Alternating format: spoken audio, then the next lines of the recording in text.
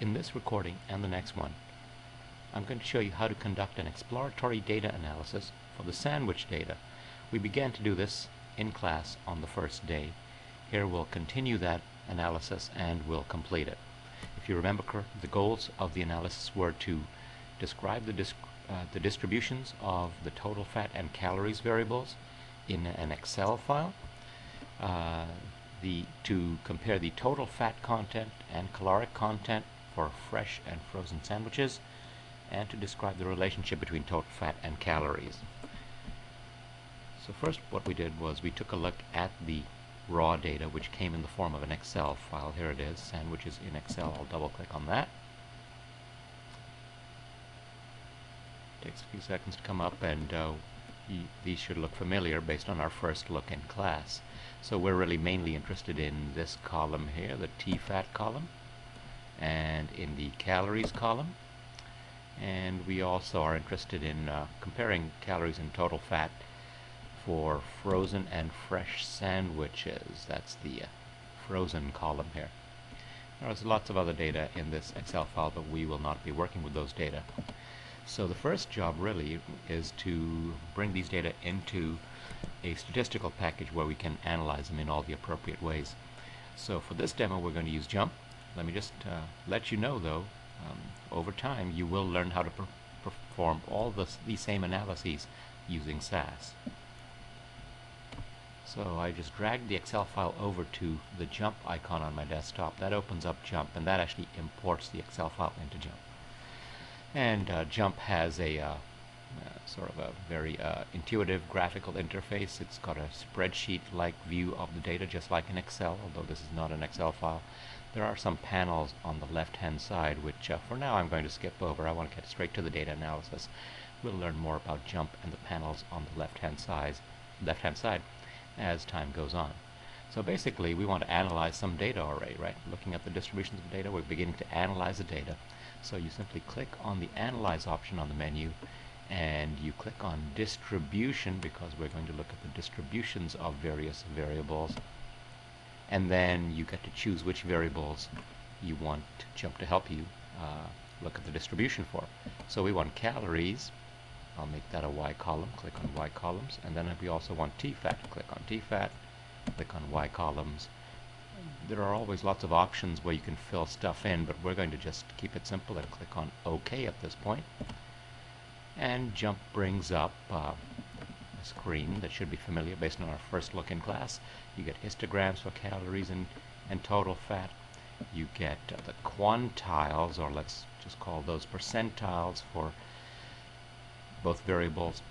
And you get what JMP calls moments. Those consist of key statistics such as the mean and the standard deviation, and a couple of others which we haven't discussed in detail yet, but we'll discuss them later on in class. So certainly we could start to look at some of the key statistics that we're used to looking at. The mean for total fat and the mean for calories. The standard deviations, because when you report means you always report standard deviations. There's a standard deviation for calories, there's a standard deviation for total fat. If you look at the histograms, you see that there is some skewness in each of the histograms. It looks like the data are skewed towards the larger values in each histogram, and that means that the data are right skewed or positively skewed. When we have skewed data, it may be more appropriate to report medians rather than means. So what you could do is report the median for calories. If you report the median, then just as with the mean, when you report the mean, you report the standard deviation as a measure of variation. Well, with the median, you can report the interquartile range, which would just be the 25th percentile subtracted from the 75th percentile, or you could actually just report those two percentiles and people can figure out what the range in between them is. Now actually looking at the total fat column, although the histogram looks like there's some right skewness here, the median is 16, but the mean is 17, so the mean is a little bit larger than the median. It's not a whole lot larger though, so the degree of skewness is not great. This may be one of the statistics where maybe just the mean actually is still okay. A slight degree of skewness isn't going to matter. I know it looks quite skewed from the histogram, but you've got to think about scales of measurement, and you can always distort these histograms and other graphs too with scaling artifacts. So I would say here, since the mean and the median are fairly similar for total fat, the mean's going to be an okay measure of the center. Not so for calories. Median calories 353.5 and mean calories 401. Those look quite far apart. I'd report the median there. All right, now we're going to put all of these numbers into a report, and after in fact, maybe I'll skip out to the report that I've already actually created. I'll show you a little bit of it right now. The report will consist of a few sentences summarizing all of these numbers that we've already pointed to and these pictures and what we've learned from them. And also the figures themselves should be reported. Did I already say that? I think I already did. All right, so here you go. Here's the beginning of my report. And this report is posted on the Blackboard website. So what we've noticed is that in the sample of 64 sandwiches, did you notice there were 64 sandwiches? The sample size was there in the output. The mean total fat content was 17.2 grams, standard deviation 11.9 grams, and I've reported that in a table below. And the overall caloric counts were right skewed, with median 353.5 kilocalories, and the interquartile range is specified there too. So there you go. So just a nice simple sentence summarizing the key statistics that we've already looked at, referring to details about these statistics in a table. And the table is right here. Actually, let me clean this up because the table split up over 2 pages. I need to fix that. All right. So there's the table. Now, the first couple of columns right here, those have data on all 64 sandwiches. Nice simple summary. Pay close attention to the formatting in this table when you look at it. It looks nice and neat. While it's still simple, it's very complete. Even the lines are attractive, I think. Hope you'll agree. There's a title for the table. Units are given for the variables. Sample size is specified. Look at the way I've grouped the table columns so that I can report data on all sandwiches and then break the results down by fresh sandwiches and frozen sandwiches. Now, I haven't shown you in JMP how to get those separate numbers yet, but notice how this table is just chock full of information. All right, great. And then I've also gone ahead and shown you some scatter plots here, but these are different scatter plots than the one I just showed you. I've actually stratified the scatter. Did I say scatter plots? Histograms. I've stratified the histograms by sandwich type. So I need to go back and show you how to do that. After all, one of the goals in the analysis was to compare the total fat content for frozen and fresh sandwiches. So far in JMP we've really only looked at the overall distributions, not stratified by sandwich type, fresh or frozen. So how do I get this all to be stratified by sandwich type?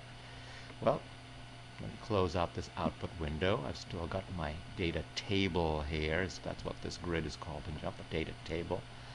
Well, let me go back to analyze distribution again.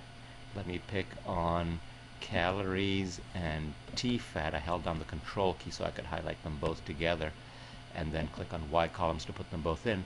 And then let me click on frozen in the select columns list and click on by at the down here towards the bottom of the middle column.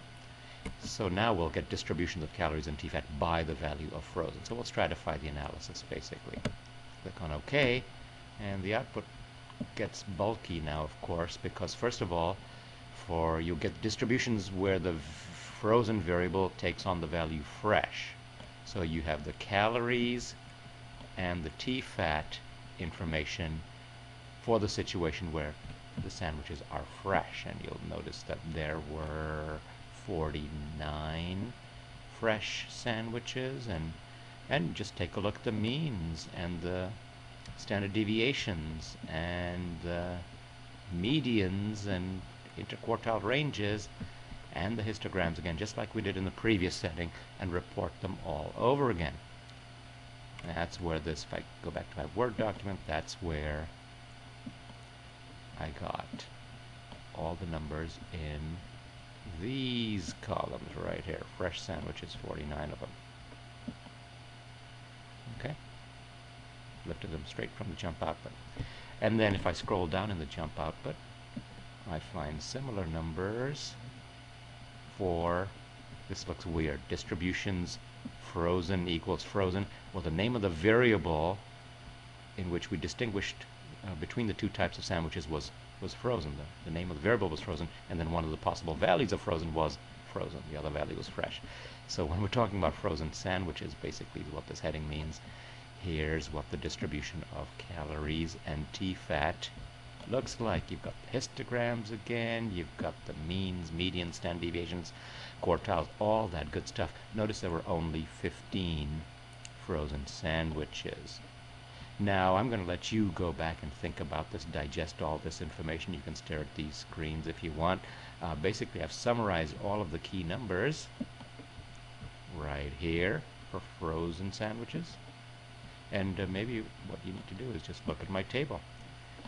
The numbers are already getting kind of busy in this table, so pictures do help, especially when you want to compare the fresh and the frozen sandwiches. So let me show you how to do that in JUMP. How do we compare those fresh and frozen sandwiches? Again, I compared them by looking at these distributions, these histograms for each variable stratified by sandwich type. Let me show you how to get those pictures in JUMP.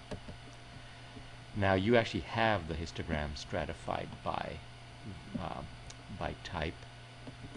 Here are the histograms for frozen sandwiches, and then up above we had the histograms for fresh sandwiches, but there's a more convenient way to have all of these displayed.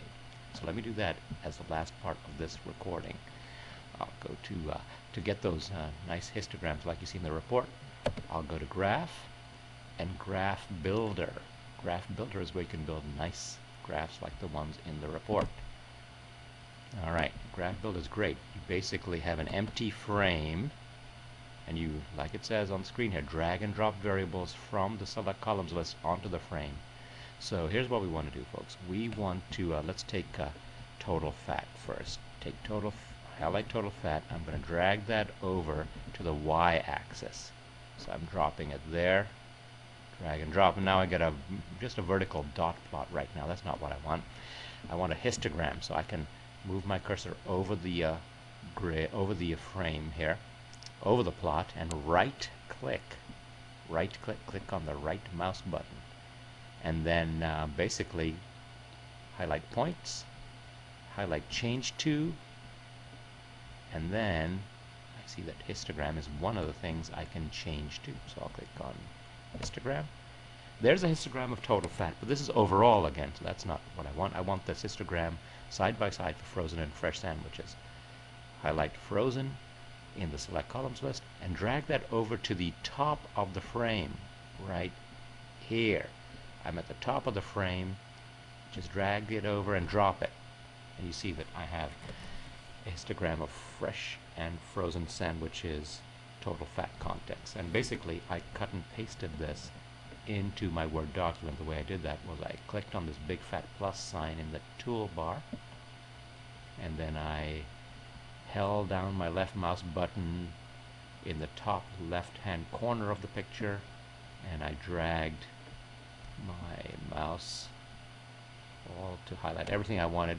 Then, as usual with Windows applications, you can click on Edit and Copy, and then you can go to Word and click on Edit and Paste, and it'll paste the picture in. I can do something similar for, this was for total fat, I can do something similar for calories, so let me start over here. So I have to get rid of this big fat plus sign, click on the arrow to get the pointer back, click on Start Over, so that I have a blank frame. Again, if I want calories, a histogram of calories broken down by frozen and fresh, I can drag calories over to the y-axis, hover over the plot and right-click and change the points to histograms. And then get the frozen variable, drag it over to the top of the picture, and that stratifies the plot. Alright, that's enough for this recording. Oh, actually, not enough. Let me go back and just show you that that's what I actually have for figures 1 and 2 in my report. Copied and pasted.